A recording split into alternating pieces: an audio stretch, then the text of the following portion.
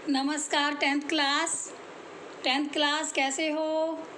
3 दिन की छुट्टियां थी, आपने सही तरीके से मनाई, राखियां भी आपने की सभी ने अच्छी अच्छी, है ना?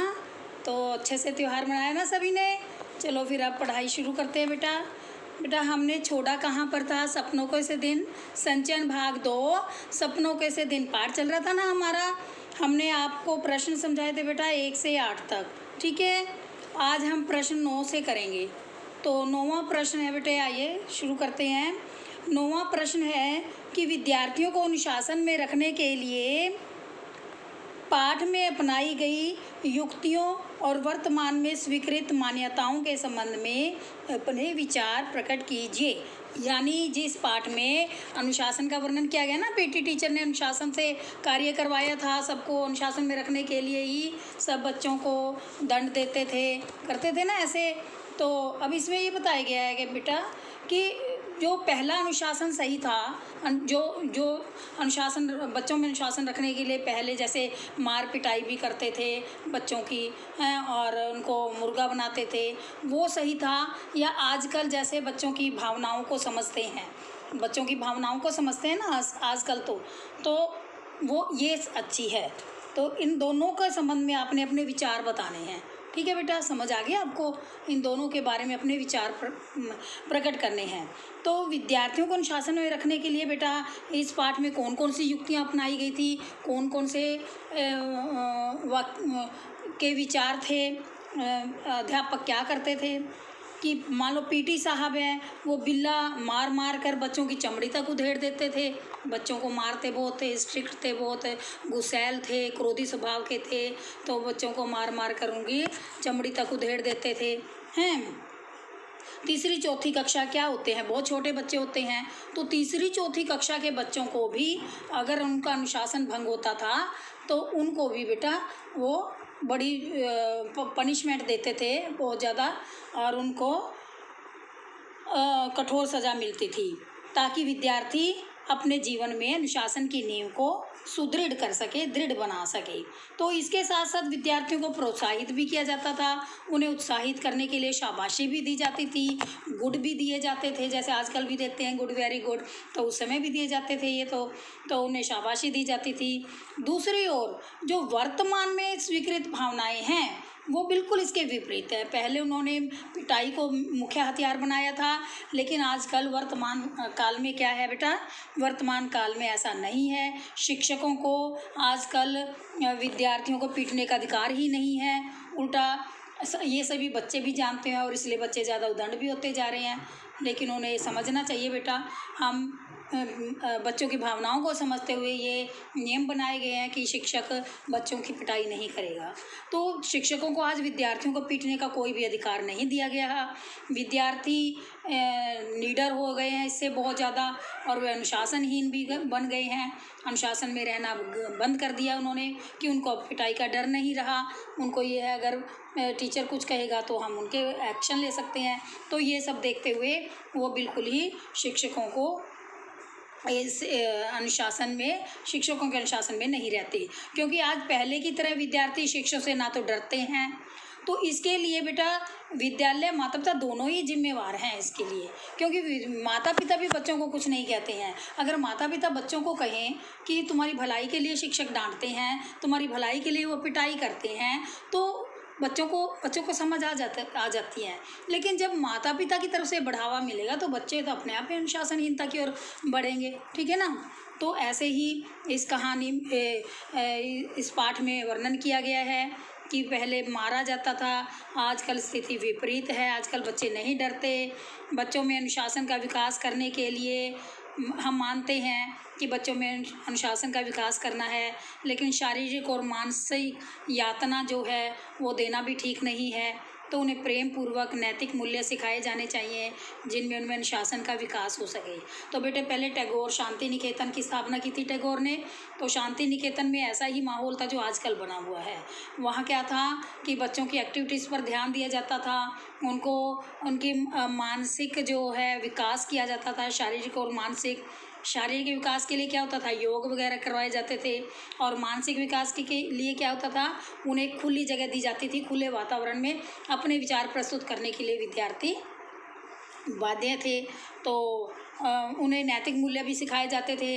इससे उनके अंदर नैतिक मूल्यों का, भावनाओं का विकास होता है, प्रेम सहयोग की भावना बढ़ती है और उनके अपने आप ही उनमें स्व अनुशासन का विकास हो सकता है।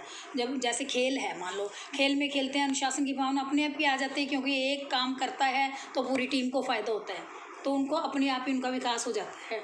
ठीक है ना। तो ऐसे ही इस क्वेश्चन में, इस प्रश्न में ये कहा गया है कि पहले जो अपनाई गई युक्तियाँ थी सही नहीं थी, आजकल उनका मानसिक बल पर ध्यान देना चाहिए, नैतिक मूल्यों का विकास करना चाहिए। तो नेक्स्ट है क्वेश्चन बचपन, क्वेश्चन 10। बचपन की जो यादें हैं मन को गुदगुदाने वाली होती हैं, विशेषकर स्कूली दिनों की। अपने अब तक के स्कूली जीवन की खट्टी मीठी यादों को लिखिए। अब ये आप अपने आप भी बनाने का क्वेश्चन, आप अपने विचार लिख सकते हैं। आपने मान लो आप 10th क्लास में हो, आपने 4th 5वीं में क्या क्या अनुभव प्राप्त किए थे, वो यादें आप लिख सकते हैं बेटा। ठीक है, वो सभी यादें इसमें लिख सकते हैं कि हमने क्या किया था और क्या इसका परिणाम निकला।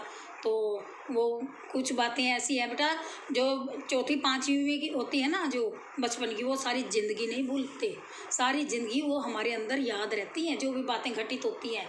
मुझे अब इतनी उम्र होगी बेटा, अब भी मुझे 4th 5वीं की कक्षा की बातें आज तक याद हैं, तो वो कभी नहीं भूलती। तो इसलिए इस पाठ में जोर दिया गया है कि बच्चे जो छोटी कक्षा से ही अपने अनुशासन में रहना सीखें, अच्छी बातें सीखें, नैतिक मूल्यों का विकास करें, ताकि वही नैतिक मूल्य उनके आगे जो अपने कैरियर में है वो काम आ सकें और वो अपने जीवन को अपने भविष्य को उज्जवल बना सकें।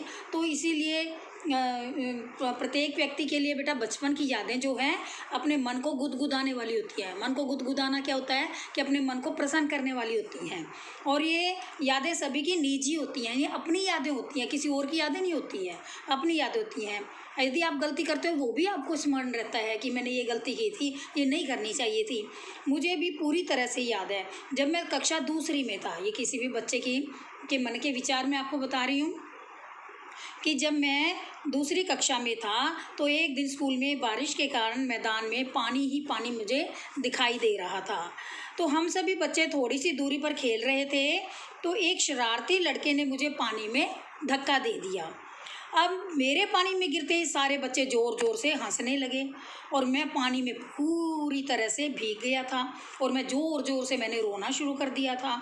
अब बाद में फिर मुझे घर पे भेज दिया गया। तो उस समय की याद मुझे आज तक बनी हुई है, आज तक मेरे को ताज़ा हो उठती हैं ये यादें कि कैसे मैं पानी में गिरा था, फिर बच्चों ने मेरी सहायता नहीं की, अभी तो उन्होंने मुझे पानी में धकेल दिया और ऊपर से मेरा उपहास भी उड़ा रहे थे। तो मेरे साथ ऐसे हुआ, मैं रो भी रहा था, फिर मुझे रोते रोते घर में किसी ने भेजा, तो घर में जाकर फिर मैं अपने आप को संभाल पाया। तो वो बातें मेरे आज तक याद हैं। यानी उन बातों से फिर शिक्षा ली जाती है कि जैसे बच्चे दूसरे मेरे पर हंस रहे थे, मैं ऐसे दूसरे बच्चों पर नहीं हंसूंगा।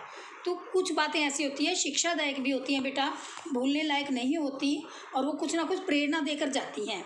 तो आप भी अपने, ये जो कोई ज़रूरी नहीं है बेटा जो मैंने समझाया है, जो मैं लिखवा रही हूँ वही आप लिखोगे। आप अपनी तरफ से भी अपने मन के विचार लिख सकते हो, ठीक है ना।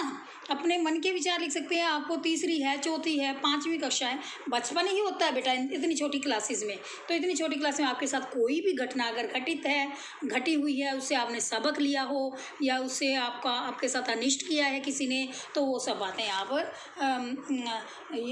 लिख सकते हैं, अपने विचार लिख सकते हैं कि आज भी उन बातों को याद करके मैं सीहर उठता हूँ। सीहर उठता है जो बुरी यादें हैं, और प्रसन्न हो उठता हूँ, भाव विभोर हो उठता हूँ जो अच्छी यादें हैं। अच्छी यादों के लिए भाव विभोर हो जाते हैं। तो ठीक है बेटा, आगे है प्रश्न 11 कि प्राय अभिभावक बच्चों को खेल कूद में ज़्यादा रुचि लेने पर रोकते हैं और समय बर्बाद ना करने की नसीहत देते हैं, बताएं। अब इस प्रश्न के 2 पार्ट हैं बेटा। एक पार्ट क्या है, खेल आपके लिए क्यों ज़रूरी है। दूसरा कि आप कौन कौन से ऐसे नियमों को अपनाएंगे जिससे कि आपके अभिभावकों को आपके खेलों के ऊपर कोई ऐतराज़ ना हो, कोई आपत्ति ना हो, यानी खेलने भी दें और आपको आपके ऊपर नाराज़ भी ना हो। तो ऐसे कौन से भाव आप अपना सकते हैं। पहला तो है आपके लिए खेल क्यों ज़रूरी है। जैसा कि सभी जानते हैं खेल प्रत्येक बच्चे के लिए, चाहे छोटा है चाहे बड़ा, सबके लिए ज़रूरी होते हैं। क्यों? क्योंकि खेल की जो बच्चे के शारीरिक और मानसिक विकास में अहम भूमिका होती है। शारीरिक विकास होता है, मानसिक विकास होता है, ये तो पता है ना बेटा आपको। तो इनसे बच्चे में सामूहिक रूप से काम करने की भावना का संचार होता है। बच्चे में प्रतिस्पर्धा, प्रतियोगिता की होड़ होती है और हर दौड़ में भाग लेने की इच्छा बलवती होती है, इच्छा जागृत होती है कि हर किसी में मैं भाग लूं। उसके अंदर मन में दृढ़ विश्वास पैदा हो जाता है। खेलों में भाग लेने से बच्चा अपना व देश के या समाज का नाम रोशन करने का उसे अच्छा अवसर भी मिलता है। जो वो छोटी उम्र में चाहता है कि मैं देश की सेवा करूं, तो इस तरीके से भी कर सकता है, देश का नाम ऊंचा कर सकता है, खेल कूद कर सकता है। खेलों में अपने सहयोग की भावना से मित्रों में अपने, तो इस प्रकार से आप बेटा समय पर खेलकर समय पर अपना कार्य करके तो आपके अंदर सामूहिक रूप से भावनाओं का संचार होता है। नेक्स्ट क्वेश्चन पार्ट है इसका, आप कौन से ऐसे नियम कायदों को अपनाएंगे जिनसे अभिभावकों को आपके खेल पर। हाँ जी बेटा, आगे सेकंड ख भाग है कि आप कौन से ऐसे नियम कायदों को अपनाएंगे जिनसे अभिभावकों को आपके खेल पर आपत्ति ना हो। ठीक है, तो आप अपने अपने विचार लिख सकते हैं बेटा, इसमें कराने की कोई ज़रूरत नहीं होती है। वैसे आप अपने अपने विचार लिखोगे तो ज़्यादा बेस्ट रहेगा। ठीक है, क्योंकि आपके भावनाएं सबके अंदर होती है। देखो बेटे, आप रट्टाफिकेशन को मत अपनाओ। आप सिर्फ आप ये देखो कि इस क्वेश्चन में पूछा क्या गया है, और आप अपने मन से आप बहुत अच्छे से बना सकते हो। अगर आपकी अशुद्धियाँ भी होती है ना, रफ कॉपी में लिखने की कोशिश करो, अशुद्धियों को आप बाद में शुद्ध कर लो, इसमें क्या हर्ज है। तो बनाओ तो सही, अपने मन के विचार तो निकालो। आप करते नहीं हो, अपने घर में बातें भी तो करते हो, तो ऐसे अपने मन के विचार इस क्वेश्चन के जरिए निकालो। क्वेश्चन में पूछा गया कौन से नियमों को अपनाएंगे जिससे कि आपके माता पिता को आपके खेलने पर आपत्ति भी ना हो। और क्योंकि जब माँ बाप को ये लगेगा कि आप काम अच्छे से कर रहे हैं, तो वो आपत्ति ऐतराज़ क्यों करेंगे आपके खेलों पर। तो आपने यही तो विचार इसमें लिखने हैं बेटा। ठीक है, तो मान लो बच्चा कह रहा है कि मैं अपने अभिभावकों के लिए, अपने माता पिता के लिए उन्हीं नियमों को अपनाऊंगा, उन्हीं नियम कायदों को अपनाऊंगा जिनसे उनकी भावनाओं को ठेस ना पहुँचे, और इसलिए मैं समय पर खेलूँगा, समय पर खेल कर वापस आ जाऊँगा, और खेलने के साथ पढ़ाई पर भी पूरा ध्यान दूँगा, और मैं खेलने में उतना ही समय खर्च करूँगा जितना ज़रूरी होगा, आवश्यक होगा।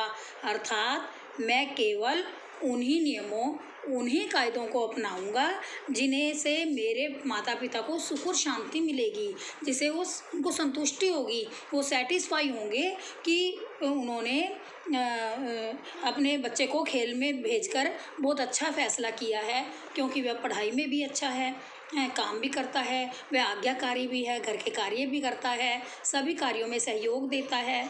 तो मैं भी उन्हीं नियमों को अपनाऊंगा जिनसे उनकी भावनाओं को ठेस ना पहुँचे, और अपनी खेलने के साथ साथ पढ़ाई के ऊपर भी ध्यान दूंगा, बड़ों का सत्कार करूंगा, छोटे बच्चों की और भी देखूंगा, उनसे भी मैं